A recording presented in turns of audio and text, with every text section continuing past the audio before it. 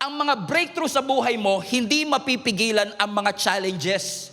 Hindi porket pakiramdam mong favored ka, hindi porket pakiramdam mo natanggap mo ang blessing, ibig sabihin nun, hihinto na si Satanas para ikaw ay guluhin at i-distract. Same thing with the nation of Israel. They just received deliverance. They just received provision. They just experienced Jehovah Jireh. Next week yan. Amen? But after all the miracle, and after all the provision, here comes Amalek. Tinugon ng Panginoon ang kanilang pangangailangan. Sinustain sila ng ating Panginoon.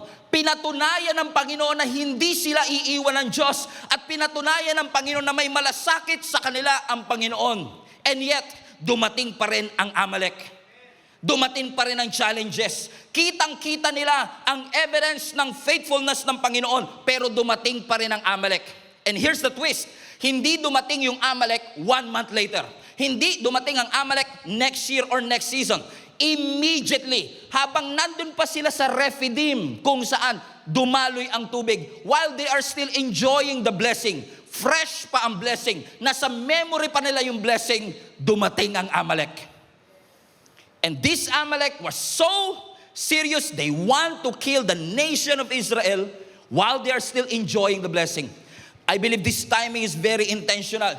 Kasi yung mga, minsan ina-assume natin na daranas lang tayo ng battle kapag malayo ka sa Diyos.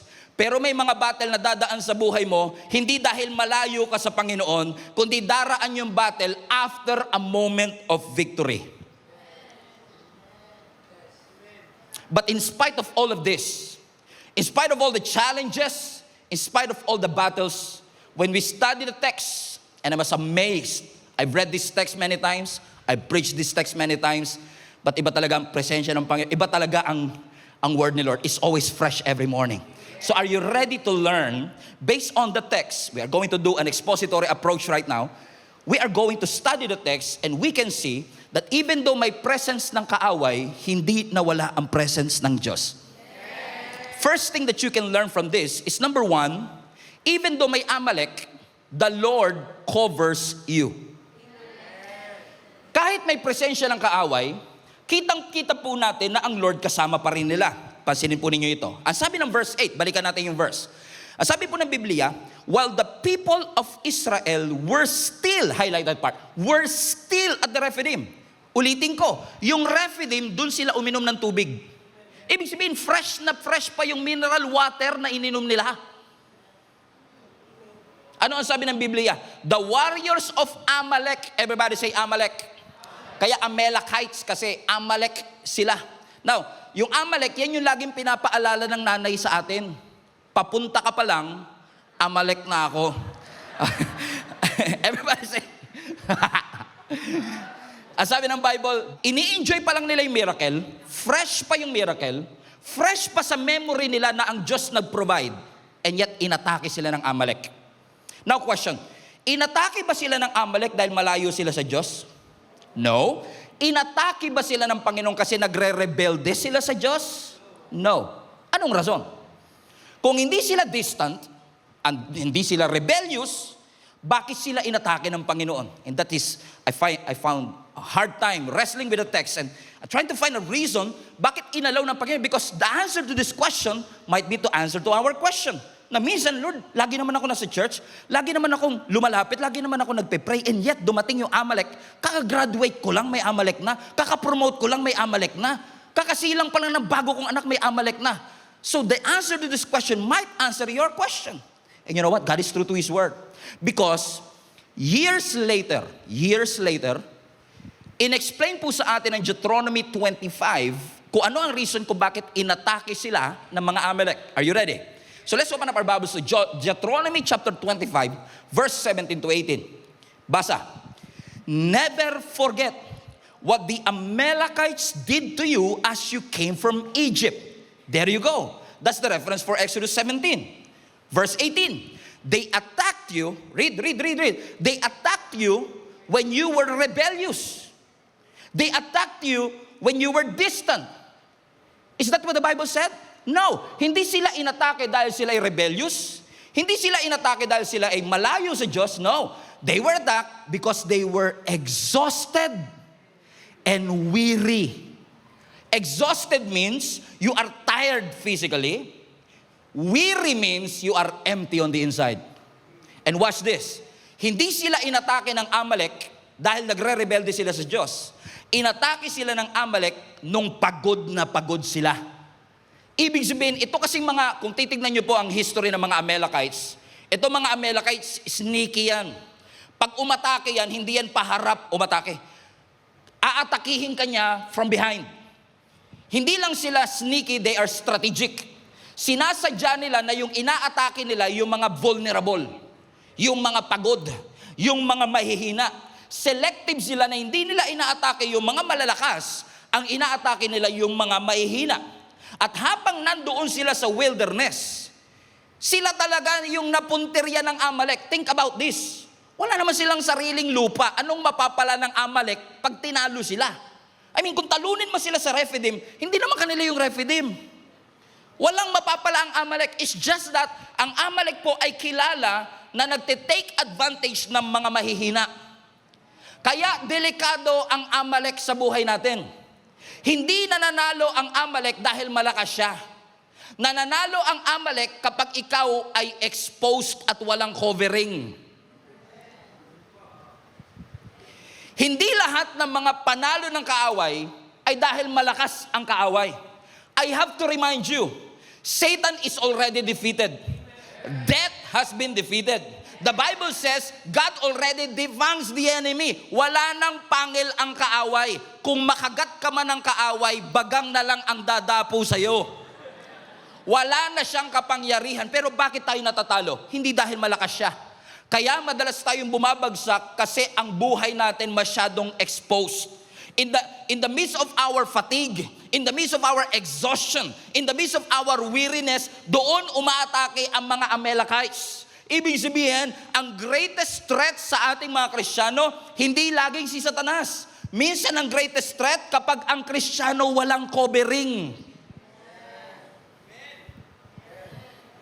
Because Satan was also sneaky. Kung ano blind spot mo, yun ang aatakihin sa iyo. Selective siya. Hindi ka niya aatakihin habang umiinom ka pa ng tubig. But after the miracle, after the promotion, after the breakthrough, here comes Amalek. Papunta ka pa lang. Everybody say Amalek. In fact, Amalek is more than just an enemy. Because through reading the scripture, makikita po ninyo that it was indeed the first time na nilabanan ng nation of Israel ang Amalek. Ito ang unang beses, pero hindi ito yung huling pagkakataon. Because kung titignan nyo yung verse 16, sabi dito, the Lord will have war with Amalek from generation to generation. When you study the scripture, even sa panahon ni King Saul, Amalek ang kanya. Naalala nyo nung nawalan ng anointing si King Saul kasi meron siyang itinira dun sa laban, Amalek yung kalaban niya nun.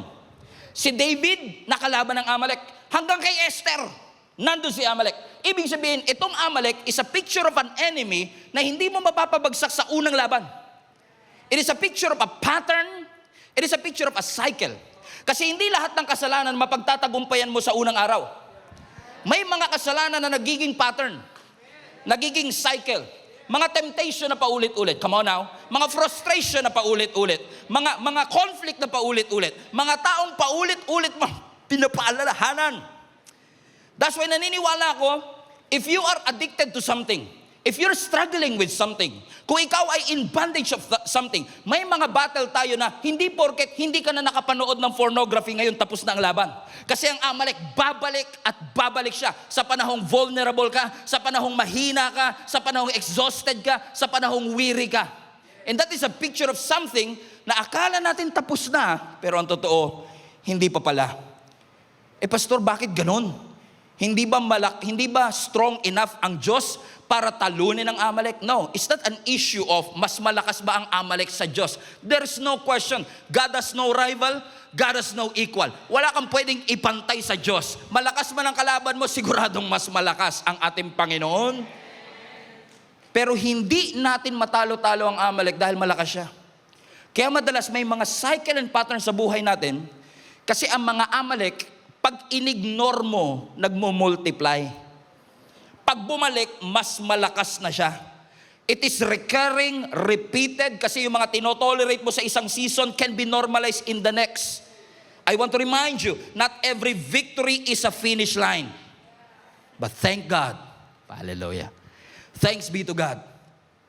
Pagod man ako, my fatigue doesn't cancel God's covering. Hindi porket pagod ako, pagod na rin ang Panginoon mag-cover sa akin. Hindi porket weary ako, tinatanggal na ng Lord ang kanyang presensya. Hindi porket may pressure sa aking buhay, nabubura na ang mga pangako ng ating Panginoon. My weakness doesn't disqualify me from the help of my God. Kasi ang Diyos, hindi niya lang kino-cover kung sino ang malakas. You may be under attack, but you are still under God's covering. You may be tired right now, but you are still under God's covering. You may not be at your best right now, but you are still under God's covering. Your security is not based on how strong you are. Your security is based on how strong your God is. How big your God is. How powerful your God is. Can we give up a shout of praise to a God who is strong and mighty? Everybody say, covered. Put that in the comment section. I am covered. Pero hindi porket covered ka, wala ng pressure. Hindi porket covered ka, wala ng challenge. Hindi porket may payong ka, hihinto yung ulan. Hindi porket insured ka, hindi ka na mamamatay. Kahit covered ka, ang challenges nandyan pa rin. So hindi mapipigilan ng covering ang ulan, pero mababawasan ng covering yung impact ng ulan. So when you're covered, hindi ibig sabihin mawawalan ka ng pagsubok. When you are covered, hindi ibig sabihin wala ng atake. After all, the Bible says, the weapons will be formed. So there's no doubt. Hindi sinabi ng Bible, hindi makakaporma ang kaaway. Makakaporma, pero hindi magsasucceed. Kaya pala ang sabi ng Bible, yung faith sa armor of God is a shield. Remember? Shield of faith. Because when you have faith, you're covered. Pero hindi porket may faith ka, wala ng challenges. Pero kapag may faith ka, yung penetration ng challenges, mahina. The faith can stop the penetration of a challenge. And thanks be to God. Kasi yes, hindi lang ako covered. Yes, I have faith. Yes, may umbrella ko. Yes, may insurance ako. Mamamatay pa rin. Pero at least yung impact sa pamilya ko mababawasan. Kaya, magpa-insure na kayo. Joke lang. Wala. Amen? Come on now. Ang pananampalataya, hindi niya matatanggal ang mga atake sa iyong buhay. Pero, it can stop the penetration. How many among you are grateful that you're covered? However, ito na naman si Pastor. However, covered ka, hindi mapipigilan ng challenges. Pero hindi porket covered ka na, hindi ibig sabihin nun, hindi ka nalalaban. Kasi even though ang nation of Israel was covered by His grace, covered by His power, kilala nila kung sino ang kanilang Panginoon. Pero ang sabi ng Scripture, covered sila, pero hindi tinanggal ng Lord yung responsibility nila to fight back. They're still fighting. Covered, but still fighting. Covered sila, pero ang kaaway nandyan pa rin. Covered sila, pero hindi tinanggal ng Lord ang kaaway. Pero dahil covered sila, ineffective ang atake ng kaaway. Because God was covering Israel, yes, but still, Israel had to fight. And when they fight, the Lord instructed them something. Ang sabi ng verse 9, read. So, dahil lalaban na sila, inatake sila ng mga Amalekite sa Rephidim, Moses commanded Joshua, choose some men to go out and run.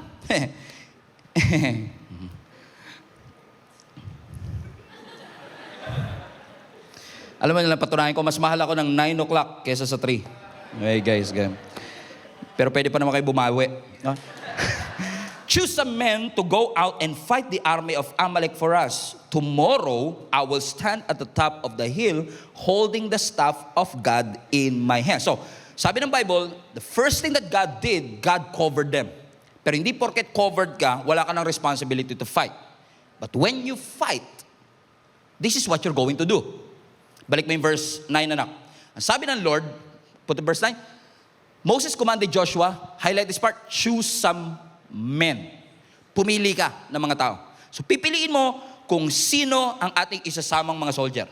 Pero hindi mo lang sila pipiliin, yung pinili mo must go out, and highlight this part, and fight the army of Amalek. So pipili ka ng tao, at yung pipiliin mo, lalaban.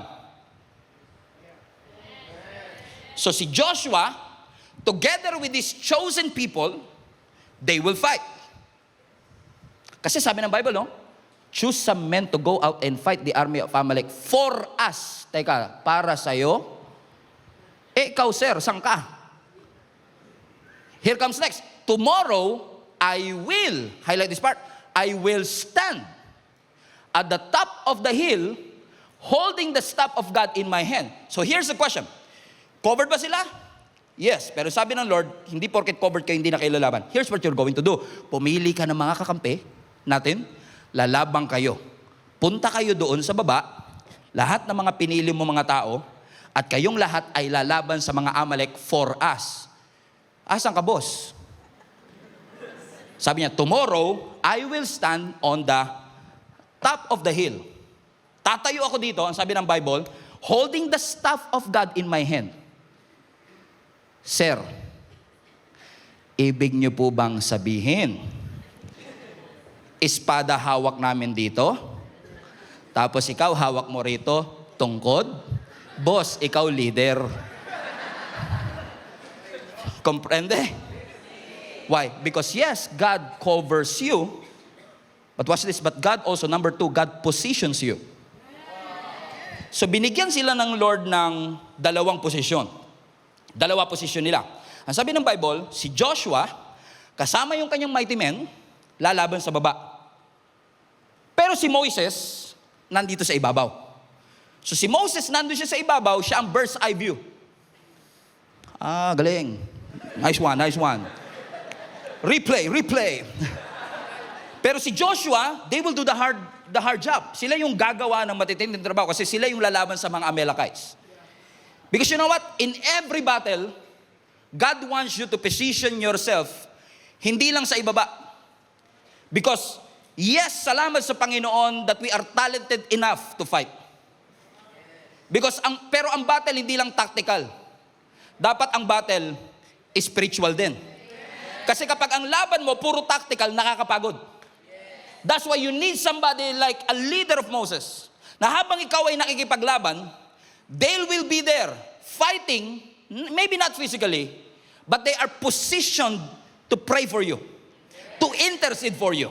Are you still with me, mga kapatid? Because sometimes, napapagod tayo sa mga laban ng buhay natin because we are trying our best to fight tactically. You are trying to push forward, trying to earn, trying to save, trying to do everything just to save your family. And yet, napapagod ka. Because you know what? Ang tunay na battle, pinoposition tayo ng Panginoon hindi lang sa ilalim ng valley, kundi kailangan nating iposition ang sarili natin on top of the hill. That's why all of us needs Moses in our life. Na sa panahon na ikaw ay nakikipaglaban, sino yung mga Moses? Come on now. Sino mga Moses sa ating buhay, mga kapatid? So makikita natin, doon sa ilalim, tactical ang pakikipaglaban. Pero dito sa ibabaw, spiritual ang pakikipaglaban. Parehong moment, parehong gera, magkaiba ng role. So ano nangyari? Sabi ng verse 10. So Joshua did what Moses had commanded, everybody now, and fought the army of Amalek. Meanwhile, Moses, Aaron, and Hur climbed on the top of a nearby hill. Verse 11. As long as Moses held up the staff in his hand, the Israelites had the advantage. But whenever he dropped his hand, the Amalekites gained the advantage. So sabi ng Bible, Josh, diyan kayo sa baba. Makapaglaban kayo sa mga Amalek. Ako dito sa ibabaw. Tatayo ako, hawak ko ang staff, tungkod, na ginamit ko sa Red Sea. Na ginamit ko panghampas ng water from the rock. That same staff. Na every time, ang sabi ng Bible, itinataas ni Moses ang kanyang kamay. Nananalo ang nation of Israel. Pero pagka binababa ni Moses ang kanyang kamay, natatalo ang nation of Israel. Katunayan lamang mga kapatid na hindi sila nagtatagumpay dahil sa galing ni Joshua. Hindi sila nagtatagumpay dahil sa military strategy ng kanilang grupo. Hindi sila nananalo because they have better soldiers or better weapons. Yung posisyon ni Moses sa ibabaw ng hill ay nakakaapekto sa panalo nila doon sa may ilalim. Amen? So don't think for a moment that it was your talent, it was your skill, it was your education, or even your connection.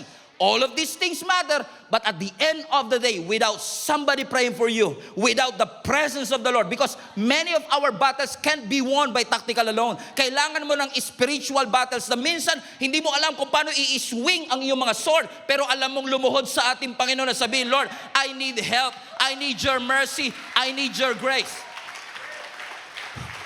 So minsan marami sa atin napapagod kasi yung dapat inuuna nating iluhod, nilalaban na natin sa ilalim.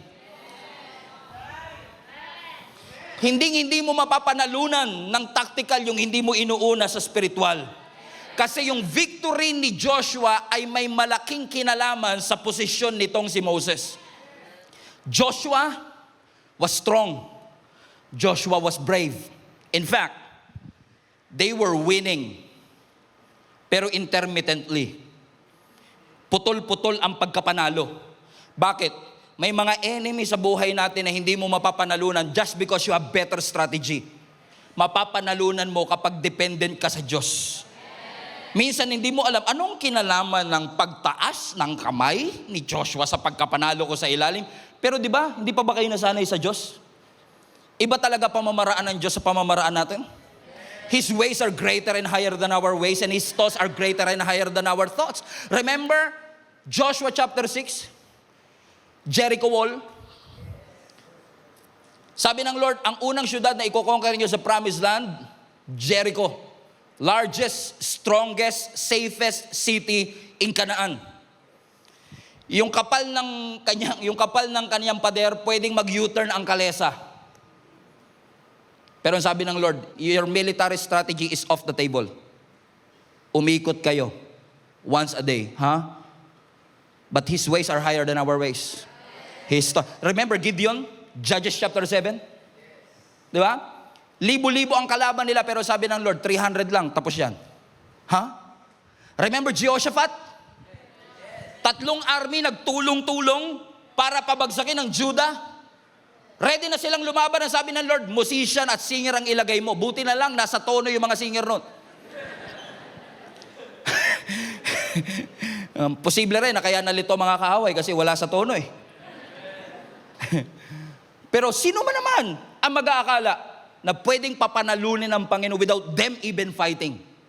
Why? Hindi lahat ng battle madadaan mo sa tactic, galing, talento, skills, and better strategies. No, sometimes all you need to do is kneel down and pray. Erase mo yung banner yan and remind yourself who your God is, who you are representing to, and who you belong to. Come on, palapakan natin ang ating Panginoon. So maganda. Masama ba magplano, Pastor? No. Ayusin mo, planuhin mo, isolve mo, push harder. Pero hindi pwedeng tulak ka ng tulak, plano ka ng plano, ayos ka ng ayos, pero napakahina ng prayer life mo, kapatid. Magandang may tactical advantage. You cannot fix your marriage just by these tactical things. I need more effort, I need more control, I need more strategy. But you need more prayers. 2. Hindi mo maayos ang wrong habits, ang stress, ang anxiety just by No. If you have better weapons, you can perform good. But if you forget who your God is, you will drift. At pag ikaw nag-drift, mas mahirap yun because ang problema mo, direction sa ating Panginoon. Pwedeng napakarami mong activity, pero asa ng prayer? Napakahusay natin sa isang bagay. Puro excellence. Asa naman ang dependence mo sa Diyos? Puro output, pero asa ng covering mo? Wala naman sigurong tao at Kristiyano na gumising kaninang umaga. Sabi niya, parang gusto kong lumayo kay Lord today. Wala siguro ganun, di ba? Yung paggising mo kagad, parang ang lapit na masyado ni Lord, gusto kong lumayo naman. Wala namang paggising nila sa umaga, gumising silang pagod, at na-realize na lang nila, ang layo na ng Panginoon, nagrebelde na pala ako sa Kanya. Karamihan ng drift natin at paglayo natin sa Diyos, nagsimula sa Lord, ngayong season lang, busy lang talaga eh.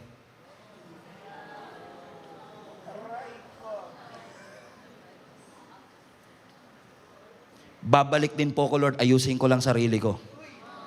Wala akong nakita na sinabi, Lord, ayoko na sa'yo. Break na tayo. Madalas siya nagsimula, Lord, kahit ngayon lang, marami lang talagang iniintindi sa buhay. Yun ang hindi ko maintindihan. Ang dami mo pa na palang iniintindi, yung makakapag-solve, iniwan mo pa.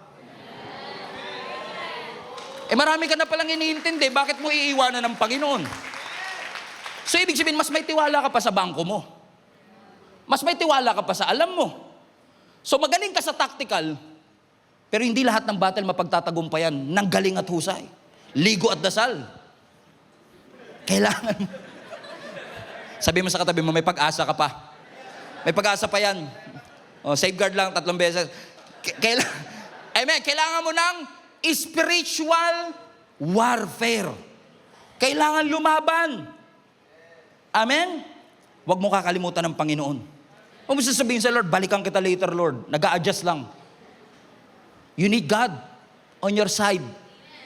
You need this stuff raised because you cannot win. Because your posture in your spiritual life will affect your tactical, practical life. Amen? Although hindi lahat ng nagpe-pray, nagsasucceed. Kasi minsan, you're too focused naman on your spiritual. Ano sabi ng verse 12? Nung tinataas ni Moses, verse 12 please, nung tinaas ni Moses ang kanyang kamay, ang sabi ng scripture, Moses' arms soon, highlight this part, became tired. So sabi ng Bible, nakaposition si Moses, nakaposition si Joshua, they were winning kapag nakataas si Joshua, as si Moses, but unfortunately, sabi ng Biblia, nung nakataas na ang kamay ni Moses, ano sabi ng Bible? Napagod si Joshua. His arms became tired. So he could no longer hold them up. So, Aaron and Hur. Sino ba to si Aaron and Hur? Si Aaron kapatid niya, si Hur leader ng mga Israelites. So, si Aaron and Hur nakahanap ng bato para paupuin si Moses sa bato. At habang itinatas, look at the, show the picture please, para ma-imagine ninyo. At habang si Moses nakataas ang mga kamay, si Aaron and Hur were supporting him. But there was never in the text na nabasa nating Aaron complained or Hur complained. Because I tell you this, hindi po maganda yung posisyon na ito. First, nung nanalo ang mga Israelites, celebrate sila, panalo tayo, panalo tayo. Ikaw Aaron, ano ginawa mo? I mean, hindi ka tulad ni ikaw Joshua, anong ginawa mo? Nakapatay ako 47. Ikaw, yung mga soldier, grabe. Ito mo, gas-gas mga armor ko. Ikaw, Hur. Pero do not underestimate the power of Aaron and Hur. Wag na wag mong i-underestimate. Kyle, it only takes committed people to do this. Moses, Hur, you don't want to be in this position. Moses, wala pang deodorant nung time na yon. Come on now. Wala pang Rexona nung panahon na yon. You don't want to be in this position. But sometimes, yung mga inaayawan mong posisyon ang gagamitin. Hindi porket hindi nakikita, hindi mahalaga. Hindi porket hindi napapansin, hindi mahalaga. Because sometimes yung hindi mo napapansin, yun yung mga vital, significant organs na ginagamit ng Panginoon to win the battle. Na ang sabi ng Biblia, nung panahong napagod si Moses, it was Aaron and Hur who supported him. Nung panahong hindi niya na kayang itaas ang kanyang kamay. Nung mga panahong hindi mo na kayang umatin uli. Nung mga panahong nag-left ka na sa GC. Nung mga panahong pagod na pagod ka. Sino yung mga Aaron and Hur na ginamit ng Panginoon to win you back? To remind you of your calling. To remind you, this is just a deception of the enemy. To remind you, there's hope. It's not too late for you to change. It's not too late for you to get up again. Anointed ka, oo, pero kailangan mo ng support system. Hindi lahat ng tao makikipaglaban para sa'yo. Hindi lahat ng tao susuporta sa'yo. Hindi lahat ng tao hahawakan ng kamay mo pag bumababa na siya. At hindi lahat ng tao lalapit sa'yo kapag nakataas ang kamay mo. But you need to find support system that are willing to position. I believe this is not Aaron and Hur. It was the Lord. It was the strength of the Lord that held them up. That's why they won. So don't think for a moment na nakalimutan ka ng Panginoon. Hindi. Pinosisyon na ng Panginoon yung mga taong tutulong sa iyo. Magpe-pray sa iyo. Man, bago ka pa maging member ng church na ito, pinosisyon na ng Lord yung future link-up group leader mo. Bago ka pa maging member ng church na ito, pinosisyon na ng Panginoon yung magiging growth track teacher mo. Why? Because these people are willing to hold up your hand sa mga pagod na pagod ka para sabihin sa yung it's not yet over. The Lord is not done with you yet. The best is still yet to come. You ain't seen nothing yet. Come on now, palapakan natin malakas ang Panginoon.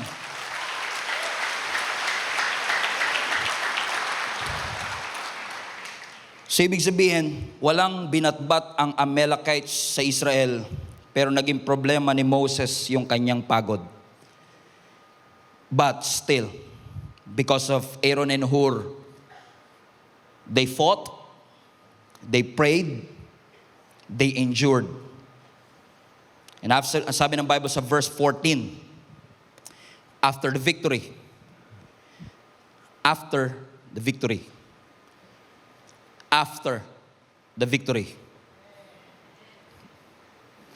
after. Alam niyo yung mga verse katulad ng, and I've learned to be content. Like Apostle Paul, I've learned to be content. Bago mo ma-learn, ang dami mong dinaanan, right? So hindi mo matututunan kung hindi mo tiniis. Hindi mo matututunan kung hindi ka prinotektan. So, when you say after the victory, it only means something. Ang victory hindi basta-basta makukuha.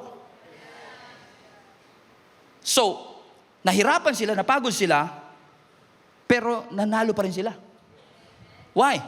Because yes, the Lord covered you. And the Lord positioned you. But it's also the Lord who sustained you. That's point number 3. The Lord sustains them. Sabi ng Biblia, hindi hinayaan ng Panginoon yung hirap ang makapagpahinto ng katagumpayan. No. It was the Lord who sustained them. Because sabi ng Bible, let me prove it to you. It was the Lord who sustained them. Because sabi ng verse 14, after the victory, the Lord instructed Moses, write this down on a scroll. Fasten your seatbelt. Papunta na tayo sa exciting part. As a permanent reminder. Everybody, look at the screen now. And read it aloud to Joshua. Not to the nation of Israel. Specifically. Isulat mo to, lagay mo sa scroll, para ipaalala sa inyong lahat. At basahin mo ng malakas kay Joshua. Ano yon? I will erase the memory of Amalek from under the heaven. Ano ang sinasabi ng Lord? Bakit sinabi ng Lord? Basahin mo kay Joshua. Kasi gusto siguro sabihin ng Panginoon, yes, General Joshua, ikaw ang lumaban sa battle. But the outcome was decided not because you have a sharp sword, but because it was decided on a hill. Bakit ko nasabing ganon, kapatid? Because kung mapapansin ninyo, pagkatapos ng battle, hindi sinabi ni Moses, uy, celebrate natin, ang galing ni Josh. Uy, i-promote natin si Joshua, napakahusay niya. No. Ang sabi ng verse 15, instead of celebrating Joshua, he built an altar as a permanent reminder to all of them. And Moses named it, everybody shout, highlight this part, Yahweh Nisi. The Lord is my hope. I find it fascinating na hindi sinabi ng Lord, pangalanan niyong, the Lord is my sword. Or the Lord is my victory. I mean, think about this. Last week, Jehovah Shalom. I mean, Shalom, peace. Makes sense, right? Jireh, next week. Jireh, provider. Rapha, healer. Rohi, shepherd.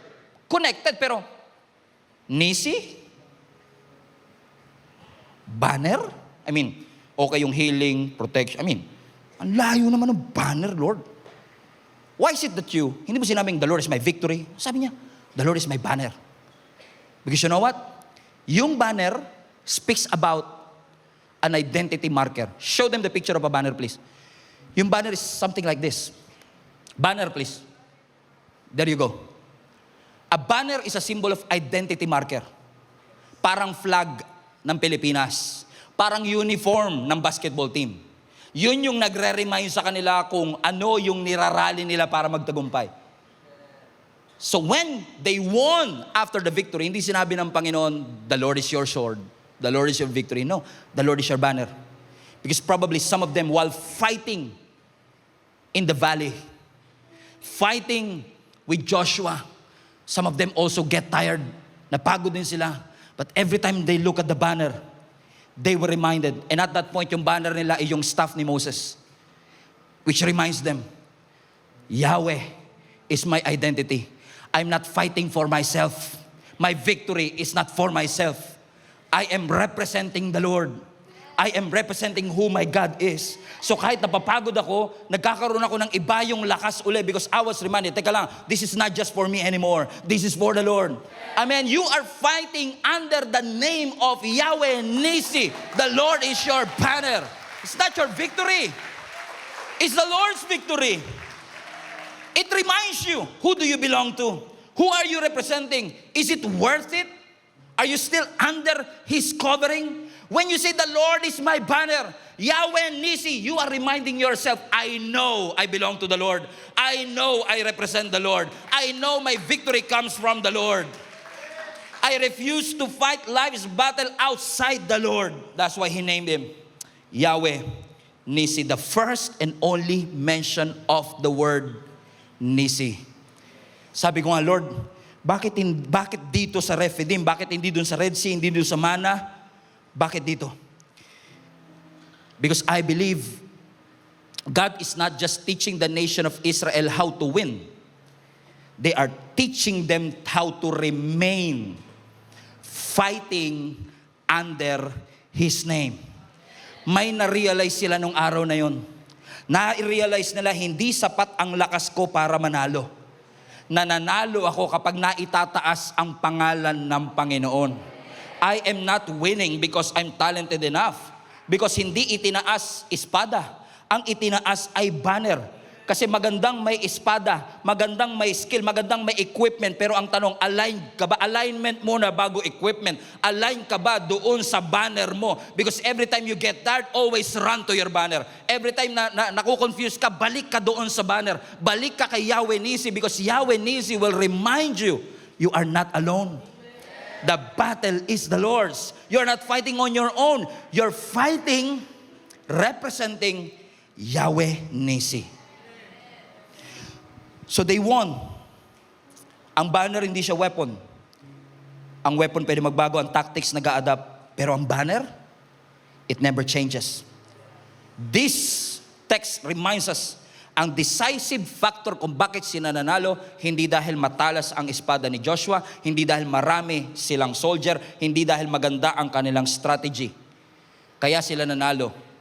Kasi itinaas ni Moses ang banner. Reminding each and every one of them, you're tired? Alam kong gusto mo na sumuko. I know you're tired, but remind yourself of your position. You are under Yahweh Nisi. So pag emotion lang, minsan gusto mo na sumuko, pero every time nababalik at titignan mo yung flag, Lord, thank you. That my position in you is not based on my emotion. I'm tired. I want to quit. I want to end everything. But every time I look to the banner, I was reminded I was not alone. Hindi ako nag-iisa, kasama ko ang Panginoon at hindi ako pababayaan ng Panginoon. Hindi ako iiwan ng ating Panginoon. I belong to Jesus. I belong to His kingdom. I belong to Yahweh Nisi. Is there anybody here na makakapagpatunay? Gustong-gusto mo nang huminto, but every time you've been reminded, you are the son of God. You are His daughter. You are the child of the Most High God. You are forgiven, restored, redeemed. And every time you remind yourself of that, nagkakaroon ka ng panibagong lakas. Because you know, this battle has already been won by my Lord Jesus Christ more than 2,000 years ago at the cross. And I know Satan may look big, Satan may look strong, but it's not stronger than my God. It's not bigger than my God. Because my God is bigger, higher. My God is powerful. No rival, no equal. Wala kang pwedeng ipantay sa Kanya. Wala kang pwedeng ikumpara sa ating Panginoon. Wala kang pwedeng ihambing sa ating Panginoon. Because every time you remind yourself, my God is my banner. My God is my identity marker. My God is my rally point that every time I'm tired, every time I'm confused, every time ligaw ako, babalik ako sa banner because that reminds me of my identity. That reminds me of who I am and whose I am, and I am the child of the Most High God. If you want to rally to that banner, stand to your feet right now. Praise the Lord Jesus Christ. Palapakan natin ang ating Panginoon.